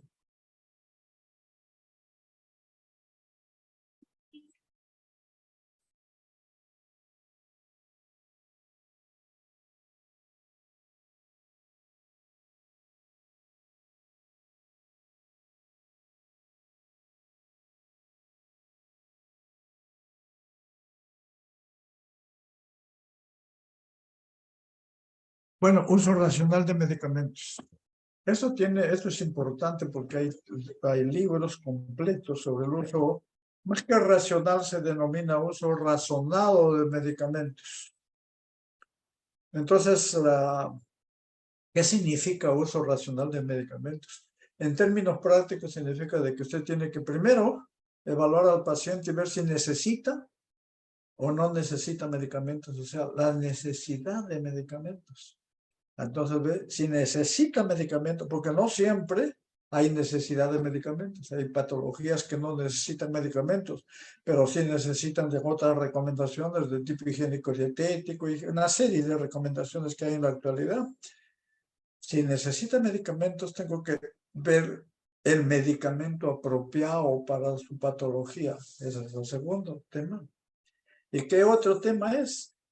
Si le veo, si necesita medicamentos, estoy usando el medicamento apropiado, pero además tengo que hacer la dosis para el paciente. La dosis, o sea, el esquema. Y para eso necesito farmacocinético. Esquema terapéutico, dosis, intervalo de administración, duración. Entonces, ese es uso racional y que produzca menos daño al paciente y que tanto que no haya mucha interacción o no hay interacciones, etcétera, etcétera. Ese es uso racional de medicamentos. Entonces, es importante, en ese contexto vamos a ver nosotros acá, hay una prescripción. ¿Por qué se menciona uso racional? Porque hay una prescripción, digamos hay una prescripción inapropiada a nivel nacional. En estudio nacional, los estudios realizados sobre prescripción revelan uso inapropiado de fármacos críticos. Por ejemplo, antibióticos. Se prescribe para cualquier situación, a veces hasta para la gripe le dan antibióticos, y las dosis que le dan no son necesariamente la misma. Antiinflamatorios, no esteroideos, utilizan, y ahora hasta los esteroideos los utilizan por quítame esta paja, discúlpeme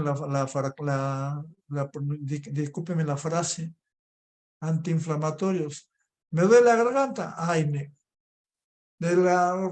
¿Estoy inflamado? AINE. No necesariamente, ya vamos a ver cuando hablemos de antiinflamatorios, de esteroideos, vamos a ver que hay bastante problemas con estos psicofármacos, o sea, uso inapropiado.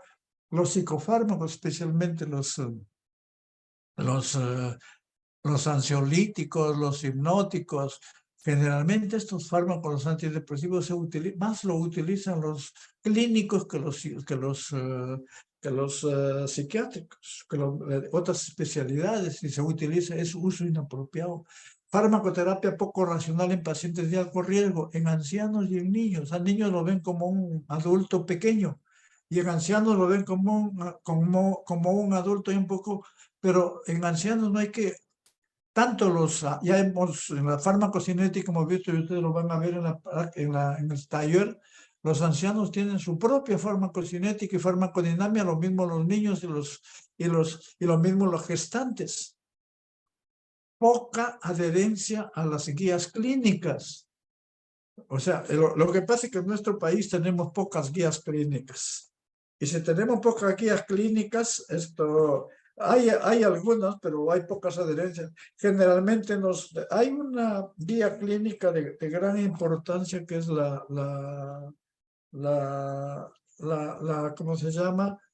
La guía que ya les he dicho, esta semana voy a tratar estoy buscando para conseguir la guía, el formulario británico, que es una buena clínica, eso es basada en evidencias. Niveles subóptimos del uso del DSI. DSI es denominación común internacional. Para recetar, nosotros tenemos que recetar, estamos obligados con negrita y con letras mayúsculas a recetar por el nombre genérico del producto.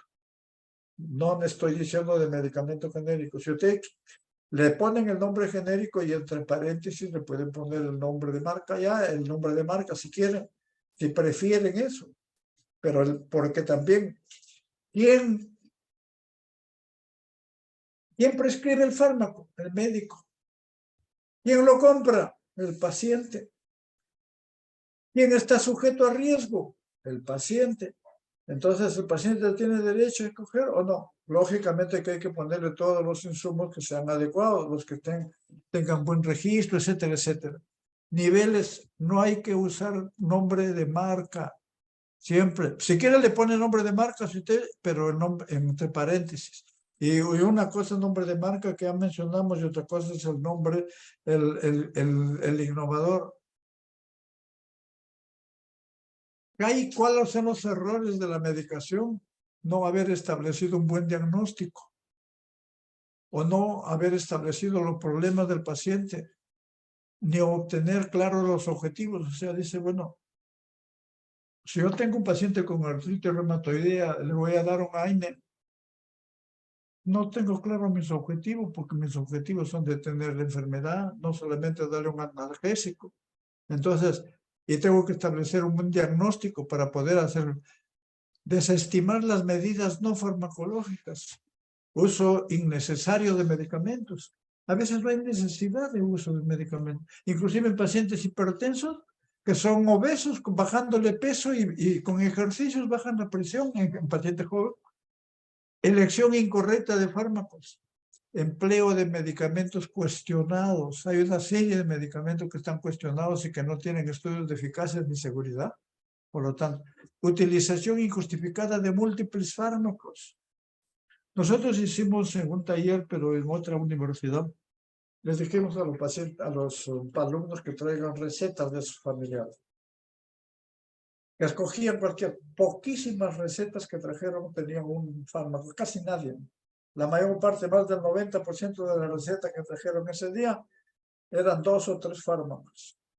Y muchos de ellos eran para la gripe, pero les daban vitaminas, les daban ansiolíticos, o sea, y utilización injustificada. Estos son errores de la medicación, de la prescripción. Errores del esquema de dosificación. No individualizar la farmacoterapia, no emplear fármacos de comprobado valor terapéutico por temor o desconocimiento. Tienen que ver todos los fármacos, hay fármacos que tienen un valor terapéutico elevado. Para eso hemos visto en la primera clase lo que es la medicina basada en evidencia, vimos un triángulo, los estudios de ensayos clínicos comparados, o sea, comparativos y aleatorios y comparativos y además cegados, o los estudios estudios de metaanálisis. Esos son de gran valor terapéutico. Los que tienen estudios de cohorte, todos son valor terapéutico moderado. los informes de un experto tienen un valor terapéutico, pero no tienen el mismo valor que tienen un análisis, un metaanálisis, etcétera, etcétera. Entonces, otro de los errores de la prescripción es prescribir nuevos medicamentos sin un análisis técnico. ¿Qué significa? Si yo estoy dando el medicamento A y aparece ya como moda el medicamento B, ¿le voy a cambiar? No, señor. Para cambiarlo tengo que hacer una evaluación comparativa, relacionando eficacia, relacionando seguridad y relacionando costo también. Entonces es importante, eficacia comparativa, lugar en la terapia, costo-efectividad. Incurrir en fallas al formular la receta. Letra ilegible, datos incompletos o imprecisos, omisión del DCI.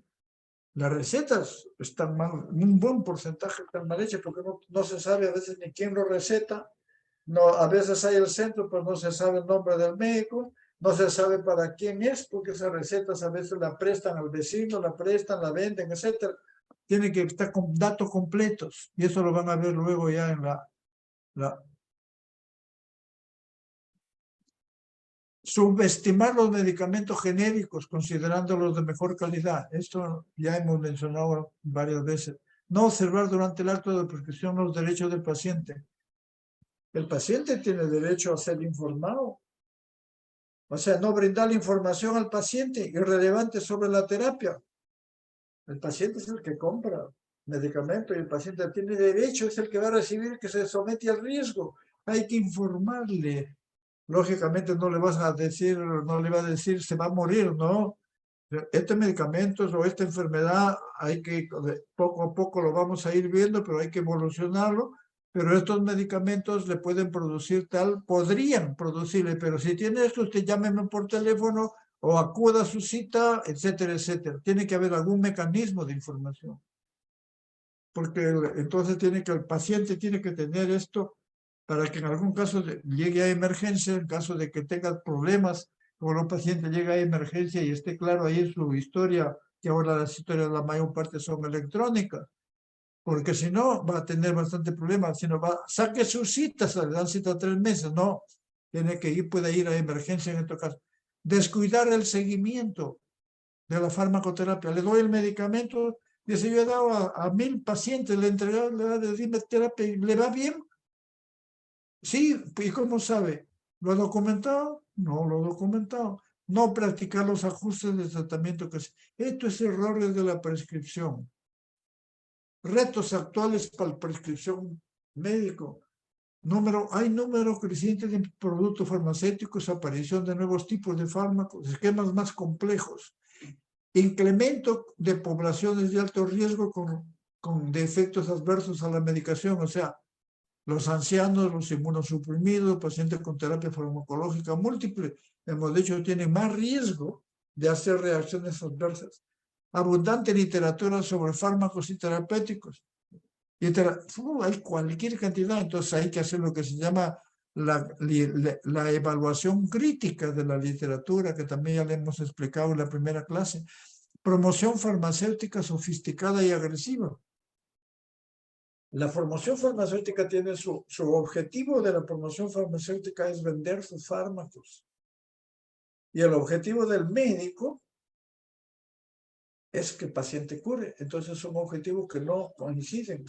Algunos mencionan que debe haber una en el centro, o sea, que lógicamente que siempre que los fármacos sean efectivos, eficaces, sean económicamente accesibles, uno puede, o sea, tampoco puede ignorar a la industria farmacéutica, pero no puede, o sea, si la industria reciba escríbame.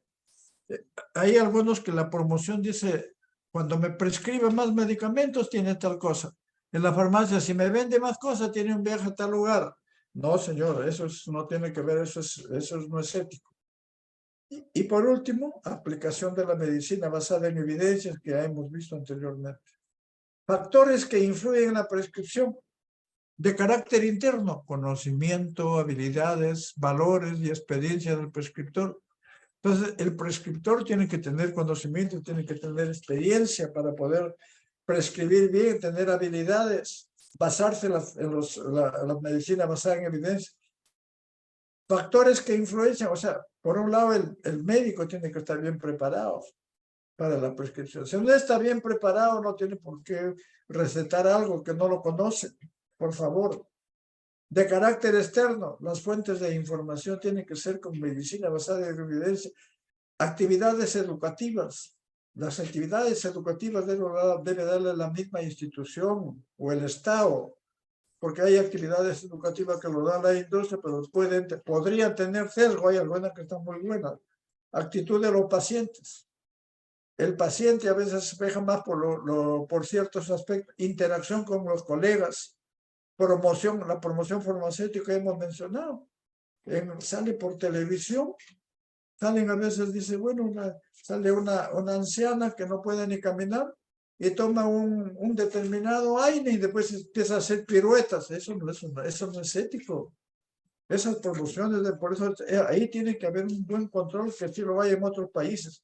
Exigencias, incentivos institucionales.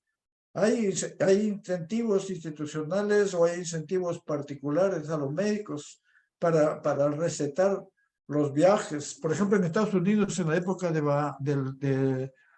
de Obama, prácticamente les prohibieron que reciban incentivos, que reciban regalos de los laboratorios, y para los congresos tenían que ser con su mismo dinero, no por la misma industria. Pero eso es dependiendo ya, estas son las medidas que tienen regulatorias que tienen determinados países, no todos. Uso racional. Los medicamentos salvan vidas y mejoran las condiciones de salud de la persona. Esto es fundamental. Promueven la credibilidad en los servicios y acciones de salud. Yo voy a este servicio, a este centro, porque me estoy muy bien. Tienen impacto en el gasto social de los pacientes, la familia y el sistema. Este es el uso racional. Tienen características distintas a otros productos de mercado. El medicamento es un bien social, no es un bien comercial. Lamentablemente acá por la sociedad de comercio consideran como bien comercial. Le ponen bien social, no es un bien social. Debería ser considerado como bien social, no como bien, y no tener, ¿por qué? Porque se establece como bien comercial, porque están sujetas a todas las reglas del mercado. Y esto no, este es un bien social. La oferta y el uso de medicamentos pueden ser mejorados, lógicamente. La mayor parte de medicamentos que se prescriben acá están basados en la oferta de las empresas, cuando uno debe basarse en las necesidades de la población.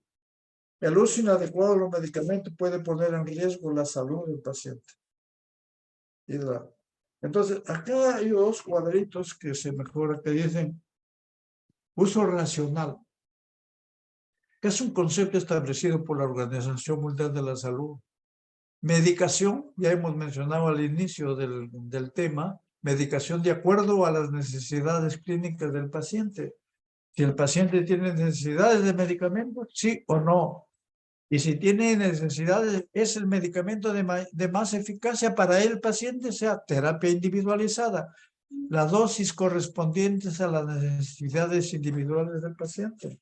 Yo recuerdo mucho un paciente en pediatría que le dieron una cantidad se habían confundido con la dosis. Y bueno, cuando nosotros fuimos a reclamar comunidad de farmacología, porque teníamos que ver a un paciente, dijo, no, pero me colocaba un puntito, pero la dosis la vieron, entonces alta, menos mal que nos avisaron, entonces no hay que darle esa dosis, hay que periodo del tiempo adecuado, sobre todo con antibióticos. Dice, dale, pero no le quites todavía, déjalo ahí un tiempo. No, señor. Hay parámetros, cuando hablemos de antibióticos, vamos a ver, hay parámetros de evaluación para ver cuándo quitar o no, porque si no se incrementa la resistencia, incrementa las reacciones adversas. Menor costo para el paciente y la comunidad. Este es uso racional. Y la irracionalidad es la polifarmacia, no hay razón de ser. Resistencia bacteriana, sobredosificación o infradosificación. No uso de las guías de práctica que no tenemos. En la actualidad tenemos pocas guías. El uso excesivo de inyectables. Ya hemos visto cuando hemos hablado de biodisponibilidad. Si medicamentos que tienen la vía oral patente no hay necesidad de uso de inyectables. Uso de medicamentos caros y de reciente introducción si no tiene todavía muchos estudios. Y si, salvo que no tengamos, salvo que sea para situaciones muy, muy excepcionales. Y ahí viene la promoción, dice, cámbielo, ¿no? Automedicación. En nuestro país la automedicación es bastante alta. Más del 50% de medicaciones uno se automedica. Y el otro, las recetas. En Estados Unidos se establece la prescripción antihipertensiva, no se puede comprar en cualquier lugar. Ahí establecen ellos qué medicamentos pueden venderlos sin receta médica. Acá no. Acá usted cualquier medicamento le dan sin receta médica, le venden. No hay un buen control de inspección. La promoción farmacéutica no ética. Esto es todo un uso irracional que hemos visto. Las buenas prácticas de prescripción. ¿Qué son las buenas prácticas de prescripción? Comprende un conjunto de decisiones sobre la base de correcto diagnóstico que ya evaluamos de los problemas del paciente. Hay que establecer cuáles son los problemas del paciente. No solamente problemas de salud, sino problemas del paciente, porque puede ser, es un paciente hipertenso, pero el paciente es obeso, el paciente tiene hiperlipidemia, el paciente tiene compromiso hepático, o tiene compromiso renal, o tiene insuficiencia renal de tipo fisiológico. Todo correcto diagnóstico de los problemas del paciente. Abarca medidas no farmacológicas, no siempre tenemos que tener medidas farmacológicas. La determinación de usar o no medicamentos, hemos dicho, necesidad. En caso de que fueran necesarios, una correcta selección. La selección está en base a eficacia, seguridad, conveniencia y costo. Un uso apropiado de esquema de dosificación, de acuerdo a la farmacocinética, farmacodinamia. Instrucciones claras. Por ejemplo, en personas de edad, no solamente varía la farmacocinética, sino varía la farmacodinamia. Y me supongo que Alex mencionaba la farmacodinamia. Los receptores en ancianos se vuelven más sensibles. Entonces, no, con menos dosis puede producir el efecto. Instrucciones claras y completas, paciente, es por escrito mejor, así como un adecuado seguimiento de la respuesta a la terapia para realizar los ajustes. Estas son buenas prácticas de prescripción. Si no hacen esto, no hay una buena práctica de prescripción. Intervenciones recomendadas por la Organización Mundial de la Salud para producir prescripción. Guías de práctica clínica. Nosotros hemos propuesto, y me gustaría que algunos de ustedes lo desarrollen. De repente las guías de práctica clínicas demoran pues mucho tiempo, demoran meses, a veces años, porque necesitan mucha información. Pero nosotros en España y en algunos países europeos se utilizan, sin dejar de lado la guía de práctica clínica, las guías farmacoterapéuticas. Cuando ya tengan una guía, pero que tengan, digamos, coincidan con una guía de práctica clínica, las guías farmacoterapéuticas, que son importantes. La lista nacional de medicamentos esenciales, que es importante, que ya le mencionamos la vez pasada. Esto es importante. Comités farmacoterapéuticos en hospitales y regiones. Nosotros tenemos un concepto sobre esto, pues tenemos experiencia con el doctor Okamoto, como estaba en la unidad de farmacología y en los comités farmacoterapéuticos locales y nacionales. Se deben preparar, o sea, la gente no se debe, no es porque la industria dice nómbrelo a tal o porque el jefe dice no, no señor, tiene que tener conocimientos. Por ejemplo, los profesores de farmacología pueden ser una base, o los que tienen conocimiento, o los médicos que tienen bastante conocimiento. Educación continuada en servicio como ejercicio como requisito para el ejercicio profesional. supervisión, auditoría, todos estos son para una prescripción racional. Información independiente sobre medicamentos, no necesariamente la información sobre de los laboratorios, que sí son, hay algunos que son muy estrictos, muy serios, pero hay otros que no. Yo recuerdo mucho que un colega de una especialidad va cuando yo era presidente del comité y me dijo, oye, mano, ayúdame, hay un medicamento, este medicamento quiero para esta especialidad por tal razón, tal. Le digo, dame información, te la traigo, me dijo, no hay ningún problema. Yo confiaba mucho en él, me lo trajo en un sobre cerrado, entonces le dije, no hay problema. Voy a enviarlo al comité central. Lo envié al comité central y del comité central me citan. Y me dicen, doctor, queremos ver esto mandado. Sí, sí, ¿usted lo ha leído? No, solamente lo mandé porque me dijo que era urgente. Ya, ahora léalo. Eran los cartones que dan pues la promoción farmacéutica, lo que sale en eso no es evidencia. Entonces, desde ahí, tráigame las evidencias. Algunos dicen, yo tengo evidencias hasta para empapelar su casa, tráigamelas. Pero evidencias científicas nos la traen. Monitoreo, regulación de la promoción, esto es importante. No se hace en nuestro país, no se hace una regulación debería hacerse con más, lo hacen en algún contexto, pero debería hacerse con más. En otros países existe la promoción farmacéutica, la regulación de la promoción. Ahora, tenemos acá, no hay duda que la prescripción debe ser mejorada. Necesitamos mejorar la atención médica, disminuir las fallas terapéuticas por prescripción inadecuada, disminuir los efectos indeseables de los medicamentos. Necesitamos disminuir la iatrogenia asociada al uso de medicamentos. Entonces, necesitamos esto. Lógicamente que la prescripción debe ser mejorada y necesitamos esto, disminuir las fallas, mejorar la atención, disminuir efectos colaterales, disminuir la iatrogenia. Y para ello debemos formar médicos con capacidad de utilizar la farmacoterapia basada en las evidencias, la ética, la responsabilidad profesional y conscientes de su autoformación y ejercicio profesional. La selección de medicamentos. Medicamentos esenciales satisfacen las necesidades de la población, por lo tanto deben estar disponibles en cantidades adecuadas, en las formas apropiadas de dosificación y a un precio asequible. Medicamentos esenciales de la OMS que lo basan en pases genéricos, pero no necesariamente. Uso racional. Los pacientes reciben medicamentos apropiados a sus necesidades clínicas. Hemos dicho ya esto, lo hemos visto anteriormente en la lámina. Uso racional.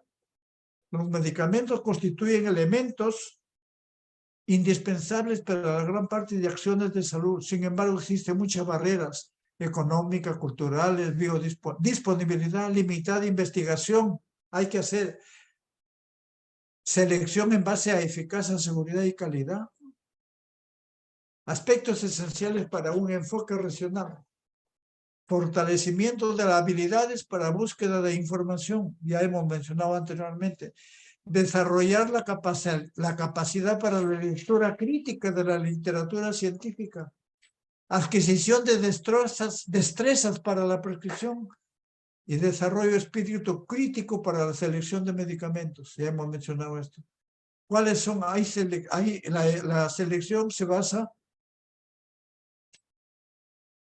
en evaluación, proceso de análisis, farmacoterapia basada en problemas. La selección basada en eficacia, seguridad y costo. Toma de decisiones cuando ya evalúo eficacia comparativa, costo-efectividad, farmacoepidemiología, condiciones de uso, monitoreo, seguimiento farmacoterapéutico, vigilancia de la seguridad, comunicación de los resultados. Todo esto es importante en la selección de medicamentos. ¿A qué se denomina eficacia? Capacidad de un fármaco para modificar favorablemente el pronóstico o el curso de la enfermedad. Esa es la eficacia. ¿Lo mejoró el pronóstico, el curso de la enfermedad? ¿Mejora o no mejora el síntoma? Esta es la eficacia, está demostrado. ¿Y dónde lo veo? En ensayo clínico controlado randomizado. O los estudios de metaanálisis de los ensayos. No puedo ver esto en que me dijo el doctor fulano, el doctor sultano, o que está descrito ahí en el Google. No, tengo que ver que si está eficaz, hay ensayo. Acá es donde se ve la eficacia. La seguridad, toxicidad del fármaco, incidencia de efectos, poblaciones de riesgo. ¿Dónde lo evalúo? Generalmente en los sistemas de farmacovigilancia. Yo cuando tengo dificultades en esto, recurro a Busala, recurro a la FDA y puedo entrar tranquilamente, no necesariamente que pagar suscripción, no. En la EMEA también. Y hay estudios de seguridad que se hacen, estudios de casos y controles, lo van a ver cuando estudios de cohorte, serie de casos, reporte de casos, los estudios de metaanálisis.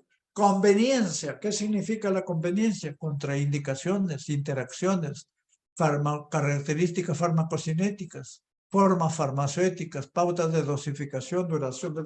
Esto, a este paciente le conviene darlo por vía oral o por vía endovenosa. Y si le doy por vía endovenosa, si existe un fármaco que le puedo administrar una vez al día, tengo que escoger lo que más conviene al paciente, no tiene que ver costo. ¿Y esto dónde lo busco? En el libro de texto, en las publicaciones, en la historia clínica del paciente. Costo, tratamiento. Costos de tratamiento, no es individual. Esto es más barato que lo sí, pero la farmacocinética puede cambiar. Ya le explicamos la vez pasada. Estudios de costo-efectividad también, que no necesariamente se hacen. Acá tenemos ya que se llama los 6 pasos de la farmacoterapia basada en problemas. 1, definir los problemas del paciente. Ya hemos mencionado una cosa, es la enfermedad. Por ejemplo, diabetes puede ser, pero el paciente es obeso, pero el paciente no camina, tiene vida sedentaria. El paciente es hipertenso también. Entonces, definir el problema del paciente aparte del problema de salud pública.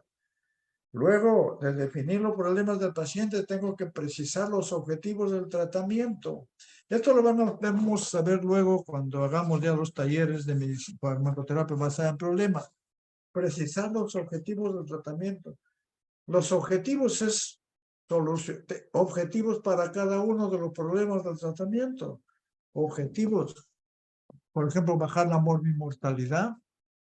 Evitar, por ejemplo, no solo bajar la presión arterial, sino evitar que el paciente se muera en casos de hipertensión, en diabetes, evitar que el paciente haga complicaciones, evitar que el paciente, que el paciente haga crisis, crisis por diabetes, etc. Formular tratamiento individualizado de acuerdo a los objetivos. O sea, definir el problema. Esto lo van a ver en su clínica, en la guía de seminario taller está más especificado esto. Precisar los objetivos, formular tratamiento apropiado, elaborar correctamente la receta, informar y explicar al paciente sobre su enfermedad y sobre la medicación y seguimientos del tratamiento. Acá tenemos ya los 6 pasos. Definir los problemas del paciente, precisar lo mismo como hemos visto, formular un tratamiento, elaborar, informar, explicar al paciente sobre su enfermedad y régimen y efectuar un seguimiento con posibles. Y con eso estamos terminando. Eso lo van a ver luego ya más desarrollando cada uno de ellos. Vamos a desarrollar en los seminarios talleres. No sé si hay alguna...